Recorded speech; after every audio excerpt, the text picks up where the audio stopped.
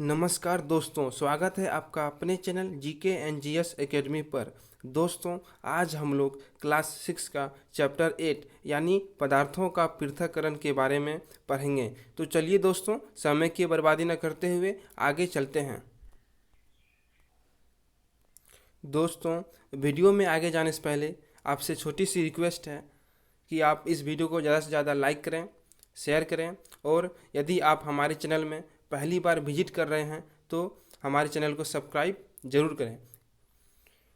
अब देखिए, पदार्थों का पृथक्करण हम लोगों ने पिछले वीडियो में वस्तुओं का समूहीकरण के बारे में पढ़े हैं।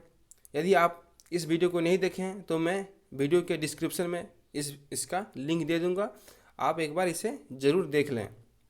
और आज हम लोग इस वीडियो में जो है चैप्टर 8 यानी पदार्थों का पृथक्करण, सेपरेशन ऑफ मटेरियल्स, ठीक है, के बारे में विस्तार से जानकारी प्राप्त करेंगे। अब देखिए, इस चैप्टर का जो पहला जो पॉइंट है वह है पृथक्करण, ठीक है। अब देखिए, मिश्रण को उसके अवयवों से अलग करना ही पृथक्करण कहलाता है, ठीक है। अब देखिए, पहले समझते हैं कि मिश्रण क्या होता है। मिश्रण मतलब कि जब एक पदार्थ में जो है एक से अधिक पदार्थ मिल जाता है, यानी हम कह सकते हैं कि जब दो या दो से अधिक पदार्थों का जो मिलान होता है तो उसको हम लोग क्या कहते हैं, मिश्रण कहते हैं, ठीक है। तो जब हम मिश्रण को जो है उसके जितने अवयव मतलब क्या हुआ कि घटक, यानी उसमें जितना भी भाग होता है, 2, 3, 4 जितना भी उसमें पदार्थ मिला होता है, यदि उसको हम लोग क्या करते हैं, अलग करते हैं, तो उसको हम लोग क्या कहेंगे, पृथक्करण कहेंगे, ठीक है। क्या कहेंगे, पृथक्करण कहेंगे। अब देखिए, हम लोग जो है पृथक्करण समझते हैं कि क्यों करते हैं, ठीक है। अब देखिए, जब मिश्रण है, इसमें मतलब कि दो से अधिक पदार्थ मिला हुआ है, दो या दो से अधिक पदार्थ मिला हुआ है, तो मिश्रण का भी एक गुण होता है अलग, और उसमें जो पदार्थ मिला होता है यानी उसका जो घटक है उसका भी एक अलग गुण होता है, ठीक है। पदार्थों का भी एक अलग गुण होता है और मिश्रण का भी एक अलग गुण होता है, उसका भी एक उपयोग होता है। तो मिश्रण का जो है उसके घटकों का जो उपयोग होता है, यानी उसकी उपयोगिता को जो है हम लोग देखते हुए जो है हम लोग पृथक करना जो है बहुत ही ज़रूरी हो जाता है। जैसे दूध से जो है हम लोग घी अलग करते हैं, मक्खन अलग करते हैं। दूध का भी एक अलग उपयोग है, उसका एक अलग गुण है, घी का भी अलग गुण है, मक्खन का भी अलग गुण है। तो हम लोग जो है इसीलिए पदार्थों का जो है यानी मिश्रण का जो है हम लोग अलग अलग पृथक करते हैं, ठीक है, ताकि जो है सबका उपयोग बहुत ही आसानी से हो सके। अब देखिए, जो है इसकी क्या क्या विधियां हैं, ठीक है, यानी पृथक करने का, यानी अलग करने का। पृथक मतलब हुआ अलग करना। तो पृथक करने का जो विधि है वह जो है उस मिश्रण में क्या क्या मिला हुआ है उस पर निर्भर करती है, यानी उसके अवयव पर, उसके घटक पर जो है निर्भर करती है, कौन सा उसमें पदार्थ मिला हुआ है, कैसा है, उसका विशेषता क्या है, ठीक है। तो पहला जो इसका विधि है वह है हस्त चयन विधि, यानी हैंड पिकिंग। अब देखिए, यह जो विधि है इसमें क्या होता है, किसी मिश्रण में अवांछित या अनुपयोगी पदार्थ, अवांछित मतलब जिसका हम लोग उपयोग में नहीं लाते हैं, ठीक है, अनुपयोगी पदार्थ को हाथ से चुनकर अलग करने की विधि को क्या कहते हैं, हस्त चयन विधि, ठीक है।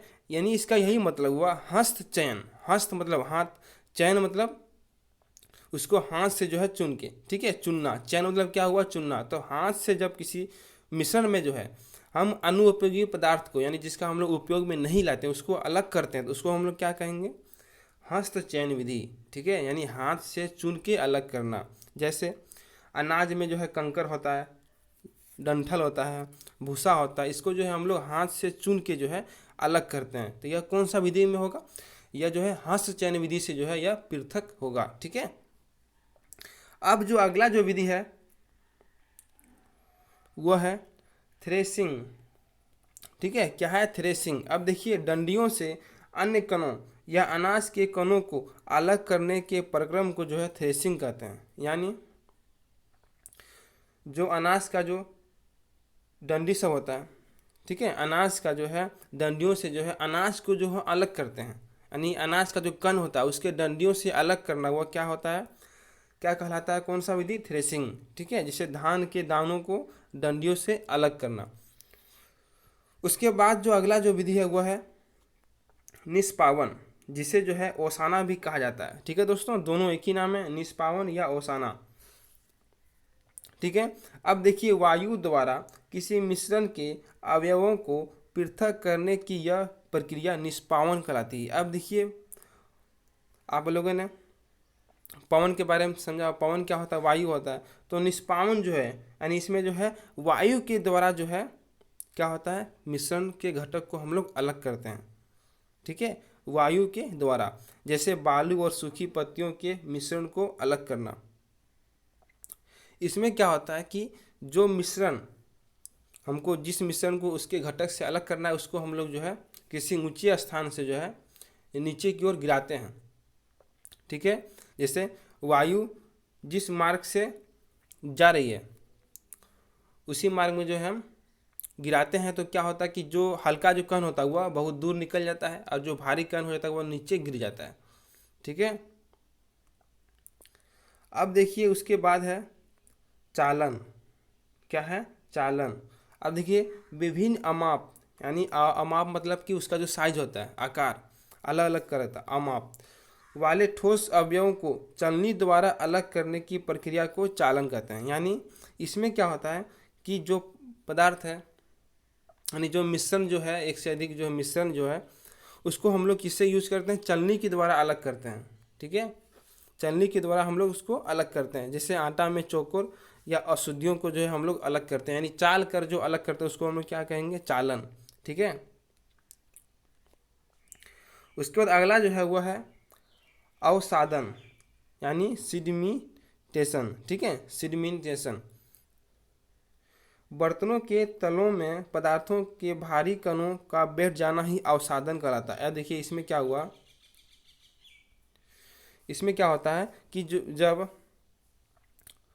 जैसे मान लीजिए एक बीकर है, ठीक है, इसमें यदि हम लोग चावल को, हमको क्या करना है, चावल को यदि हम लोग जो कंकर उसमें मिला हुआ उसको हम लोग यदि साफ करना है तो उसको हम लोग पानी से धोते हैं चावल को। तो इससे क्या होता है कि चावल जो है नीचे तली में कुछ देर बाद बढ़ जाता है और हल्का कण जो है वह क्या होता है, ऊपर आ जाता है। तो यह जो प्रक्रिया है जिसमें भारी कण क्या है, चावल, क्या हुआ, नीचे बढ़ गया, और जो हल्का कण क्या है, छोटा छोटा कंकर जो है, ठीक है, वह क्या होता है कि जो घास फूस होता है, यानी जो भूसा होता है, डंठल होता है, वह क्या होता है, जो हल्का होता है वह ऊपर की ओर आ जाता है।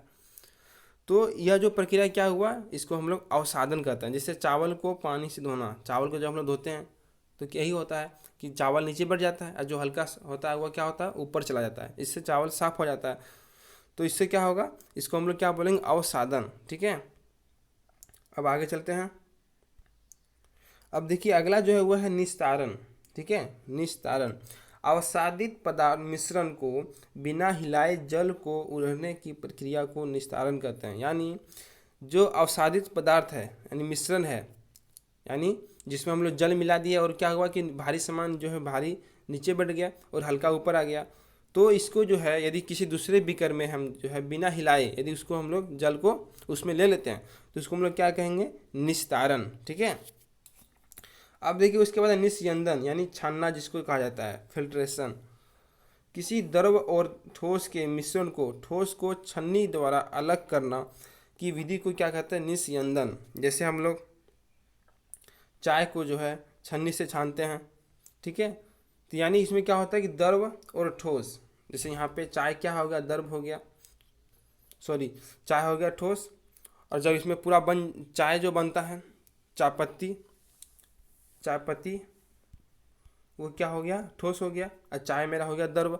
तो इसको जो हम लोग छन्नी के द्वारा क्या करते हैं, चायपत्ती को हम लोग अलग कर देते हैं। तो यह कौन सा प्रक्रिया हो गया, निस्यंदन हो गया। ठीक है, यानी इसको हम लोग क्या कहते हैं, दूसरा नाम क्या है इसका, छानना। अब देखिए अगला जो है वह है वाष्पन। ठीक है, अब देखिए जल को उसके वाष्प में बदलाव करने की प्रक्रिया को वाष्पन कहा जाता है। यानी जल को जब हम लोग वाष्प यानी गैस के रूप में बदलते हैं, ठीक है, तो उसको हम लोग क्या कहेंगे, वाष्पन।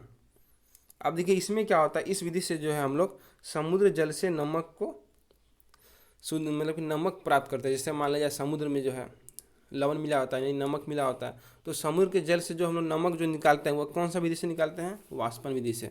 ठीक है, इसमें क्या होता है कि जब समुद्र के जल को जो है हम लोग छोटे छोटे गड्ढे में भरते हैं तो सूर्य की किरण के कारण क्या होता है, वह गर्म हो जाता है पानी और वह वाष्प के रूप में बदल जाता है, यानी वह गैस बन जाता है और नीचे में जो है नमक रह जाता है। तो इससे क्या हुआ कि हमें नमक प्राप्त हो जाता है। तो यह कौन सा विधि होगा? वाष्पन विधि होगा। ठीक है, अब देखिए अगला जो पॉइंट यानी अंतिम जो है इसका वह है संतृप्त विलयन यानी सैचुरेटेड सॉल्यूशन। अब देखिए यह क्या होता है? जब किसी विलयन में और अधिक विलय पदार्थ नहीं मिला सकते हैं तो इसको हम लोग क्या कहते हैं? संतृप्त विलयन। मतलब यही हुआ, जैसे मान लिए कि एक बीकर है, इसमें हम लोग जो है जल लिए हुए हैं और इसमें हम लोग क्या कर रहे हैं? चीनी को मिला रहे हैं। तो जब इसमें चीनी मिला रहे हैं तो यह चीनी क्या हो रहा है? इसमें घुल रहा है।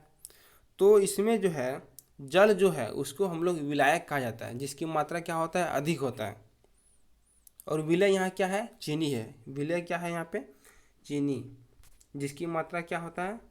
कम होता है। ठीक है, और विलय हुआ होता है जो क्या होता है कि विलायक में घुल जाता है। ठीक है, हम जो है विलय, विलायक, विलयन के बारे में जो है क्लास 9 में बहुत ही विस्तार से पढ़ेंगे। ठीक है, अभी हमको सिर्फ क्या समझना है कि संतृप्त विलयन क्या होता है। तो इसमें यही होता है कि जब हम बीकर में जल लिए हुए हैं, इसमें यदि चीनी दे रहे हैं तो चीनी घुल रहा है और दे रहे हैं और घुल मतलब जा रहा है। तो एक ऐसा समय होता है कि जब चीनी देते हैं तो चीनी क्या होता है? नहीं घुलता है, चीनी जो है नीचे बढ़ जाता है। तो उसको हम लोग क्या कहेंगे? उसको हम लोग संतृप्त विलयन कहेंगे। मतलब कि इसमें जो है और विलय पदार्थ यानी चीनी जो है नहीं घुलेगा। तो जब तक जो है चीनी यानी विलय पदार्थ नहीं घूम रहा है, नहीं इसमें घुल रहा है, तो उसको हम लोग क्या कहेंगे? संतृप्त विलयन। और जब इसमें जो है घुल जा रहा है तो उसको हम लोग क्या कहेंगे? असंतृप्त विलयन। ठीक है, तो दोस्तों इस वीडियो में हम लोगों ने चैप्टर 8 यानी पदार्थों का पृथक्करण के बारे में जो है सारे टॉपिकों पर विस्तार से अध्ययन किया। अब जो है इसका जो है इस क्लास का एक मैं अगले वीडियो में एक अलग चैप्टर लेके आऊँगा। ठीक है दोस्तों, यदि आप इसका नोट्स चाहते हैं तो नीचे डिस्क्रिप्शन में हमारे टेलीग्राम चैनल का लिंक दिया गया है, आप जाके वहाँ उसे ज्वाइन कर सकते हैं। वहाँ आपको सारी नोट्स प्रोवाइड की जा रही है। ठीक है दोस्तों, आज के लिए इतना ही। अब मिलेंगे अगले वीडियो में कोई नया चैप्टर के साथ। तब तक के लिए बाय, थैंक यू।